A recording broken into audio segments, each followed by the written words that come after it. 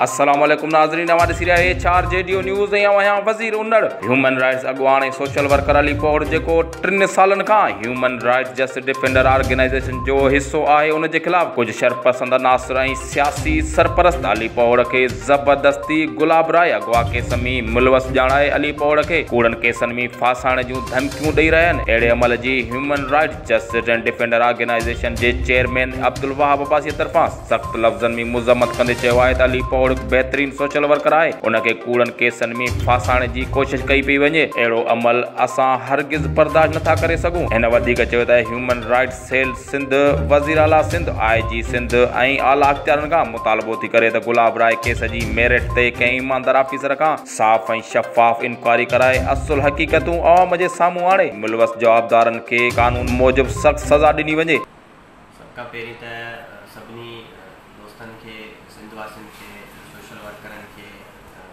मुंहिंजो सलाम। हींअर असांजे सीनियर रहनुमा गुलाब अब्बासी वेठा आहियां ऐं कुझु दोस्त ॿिनि ॾींहंनि खां जेको सो मुसलसल मुंहिंजे ख़िलाफ़ ग़लति प्रोपगंडा करे रहिया आहिनि त जेको गुलाब राय वारो केस आहे या पोड़ो जेको मसइलो थियो आहे, त उन में पहिरीं ॻाल्हि त आउं इहा चवंदो हलां त आउं हिकु सोशल वर्कर आहियां ऐं मुंहिंजे किरदार खे मुंहिंजे इलाइक़े जा माण्हू पूरी सिंध जिते जिते मूंखे दोस्त सुञाणनि था, अॼु जी ॻाल्हि न आहे, 8-10 साल खां कमु करियां थो, मुंहिंजे किरदार मां मुंहिंजा वाक़ुफ़ हूंदा त अली पौड़ छा आहे। ॿी ॻाल्हि इहा था अचूं त कारोबारी ऐं मुंहिंजो हिकिड़ो ज़ाती कारोबार बि आहिनि, कंदो रहियो आहियां कारोबार, त उन कारोबार जे करे जेको मूंखे इन्हनि टारगेट कयो आहे कि अहिड़ा दोस्त उन्हनि खे आऊं छा चवां, इहो ई चवंदुसि त उन्हनि जूं महिरबानियूं जेके दोस्त आहिनि असां सां गॾु खाधो अथनि, असां सां गॾु रहिया आहिनि ऐं उहो मूंखे बि ज़ाती सुञाणनि था त अली जी तबियत कहिड़ी आहे ऐं अली छा आहे, पाण छा आहे। पर उन्हनि जी वरी बि चवां थो उन्हनि जी महिरबानी जेको मूंखे मुंहिंजे ख़िलाफ़ु लिखी हेॾी माना वरी वावेला कई अथनि। पहिरीं मक़सदु इहो हो जॾहिं आऊं सोशल मीडिया था छो घुमायां या छा मूंसां मसइलो मसाइल आहे, उहे इलाइक़े जा जिन दोस्तनि मुंहिंजे ख़िलाफ़ु लिखियो आहे उहे डेली उते खिपरे जा आहिनि, त मुंहिंजो घर बि ॾिठो अथनि, मूं वटि अची बि सघिया थिए, मूंखां पुछी बि सघिया थिए त अली सां मसइलो छा आहे या अली किथे आहे या अली सां को ज़ाती मसइलो आहे, छाजे करे सोशल मीडिया ते कोन्हे। ऐं मूं त कॾहिं इहो सोचियो ई कोन त असांजा सोशल दोस्त जिन ते असांखे नाज़ हूंदो आहे ओड़ा ई दोस्त वरी असांजे ख़िलाफ़ु अची ऐं मुंहिंजे ख़िलाफ़ु वरी ग़लति ॻाल्हियूं कंदा। बाक़ी रही ॻाल्हि त खिपरो असांजो हिकिड़ो नंढड़ो शहर आहे, खिपरे शहर में कारोबारी माण्हू तक़रीबन 40% हूंदा,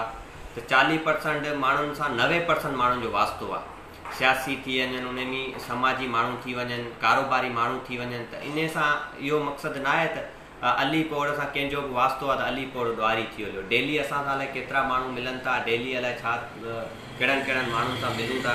ऐं इन इशू में डेली माण्हू बदिली पिया थियनि। हाणे हींअर असांजा सियासी माण्हू रहनुमा जेके सुठा सुठा माण्हू उन्हनि जे ख़िलाफ़ु उन्हनि ॻाल्हायो त उहे बि इनवाल आहिनि, हीअं हूअं वरी जॾहिं हीअ ॻाल्हि सॼी थी वई, हाणे जेको त मूं ते इहो ग़लति बयानी कई वञे त आउं इहो आज़ादु कयां थो त आउं इन में कोन आहियां। बाक़ी रही ॻाल्हि मज़म्मत जी, या हीअ मुंहिंजी ह्यूमन राइट्स जी ID हले पई, जंहिंतां मूं आइडियूं हलाए पंहिंजो मज़म्मत पहिरें जी बि कई आहे, मुसलसल मूं उन्हनि ते कई आहे। मुंहिंजी ज़ाती ID आहे, मूंसां कई अहिड़ा समाजी दोस्त आहिनि जेके मूंसां डेली खिपरो में मिलंदड़ हुआ। मुंहिंजी ऑफिस आहे, उते मौजूदु आहियां, उते वेठो हुअसि ऐं कल्ह जेके ऑफिस थियो आहिनि उन में मूं अब्बासी साहिब सां राब्तो कयो। अब्बासी साहिबु मूंखे चयो तूं अचु मूं ॾे,